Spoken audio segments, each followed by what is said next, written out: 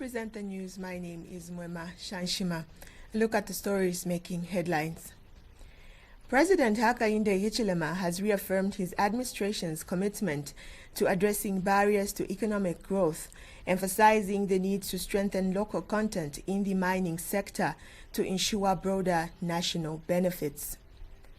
Minister of Foreign Affairs and International Cooperation, Mulambo Haimbe, has urged governments to create enabling environments that attract and facilitate private investment in sectors critical to sustainable development.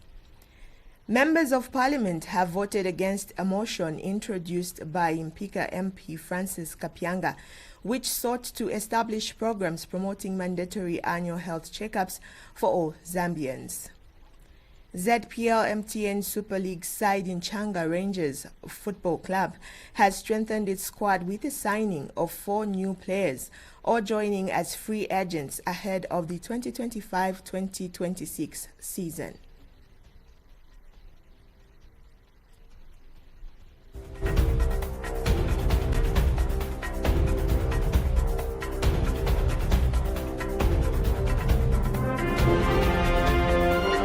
The News, 88.5 Sun FM.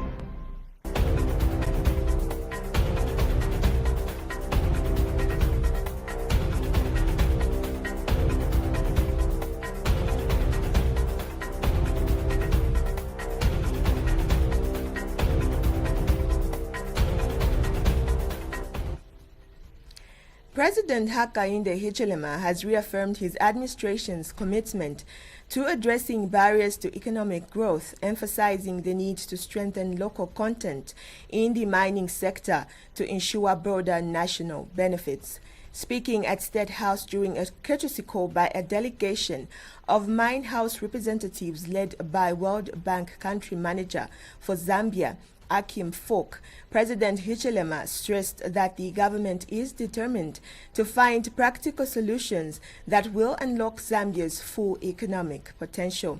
He said local content must be addressed with clear minds and a shared focus on growth that will benefit not just investors but all Zambians. The president noted that while foreign investment is vital, it must be complemented by opportunities for domestic businesses to participate meaningfully in the value chain. He underscored the importance of ensuring that key investments in mining, energy, and agriculture translate into tangible benefits for local communities. President Hichilema added that the government's growth agenda is anchored on inclusivity and that local content policies are essential to achieving sustainable development and job creation. To grow the economy, our focus now is growth and more growth of the economy. We know the benefits that come out of there, jobs, for our youthful population, skilled, non-skilled, semi-skilled if you like. Number 2, business opportunities for our partners, investors, but also for the domestic businesses. It's very important that if we are driving the growth agenda, that we take care of issues relating to creating opportunities for domestic businesses in the ecosystem of what the mines is able to bring. Essentially, that's why we call for these investments. Meanwhile, World Bank's country manager, Dr. Akim Folk, reiterated the need for collaboration in strengthening Zambia's mining sector. He said the institution is committed to supporting Zambia in addressing structural and operational challenges within the mining industry. A very difficult year where you face significant energy shortages, I think shows the success. And I think when we talk to various stakeholders, including, of course, the private sector, very, very optimistic of where the sector is going. It is a crucial sector for this country. Even today, it brings about 40 to 44% of revenue into the treasury. And with that, of course, it means that the mining sector really And President Hakainde Hichilema has with immediate effect fired Commissioner of Lands Ms. Lillian Hambanji and Engineer Himba Chelo as Permanent Secretary in the Ministry of Fisheries and Livestock. I've seen some of your colleagues. We trace the source of information. It's an office also right here, right in this room. When you exited, you start crying foul. No, ninenizi wasanifuna president. Ananiuza wantu, president sakufuna. Point bwana, sakufuna. He would have never appointed you. But it's not about kufuna or not. It's about diligence. Doing work for the people. So nothing to do. Working with me is easy. We just get the job done with the best. Minister of Foreign Affairs and International Cooperation, Mulambo Haimbe, has urged governments to create enabling environments that attract and facilitate private investment in sectors critical to sustainable development.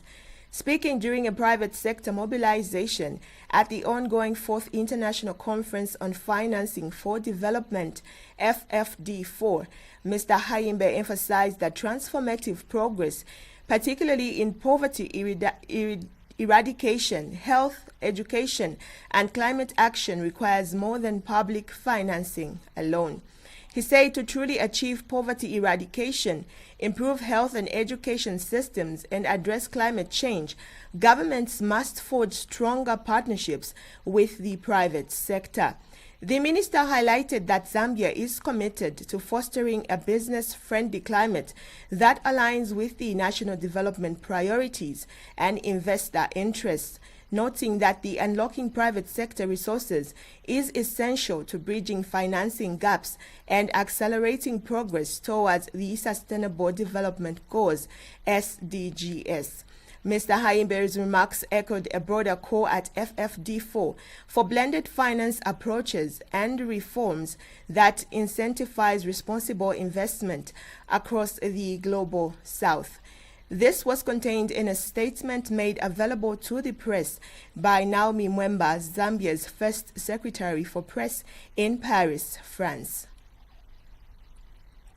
Members of Parliament have voted against a motion introduced by Mpika MP Francis Kapyanga, which sought to establish programs promoting mandatory annual health checkups for all Zambians. The initiative aimed to improve early detection and management of non-communicable diseases such as diabetes, hypertension, cardiovascular conditions, and cancer. Presenting the motion, Mr. Kapyanga highlighted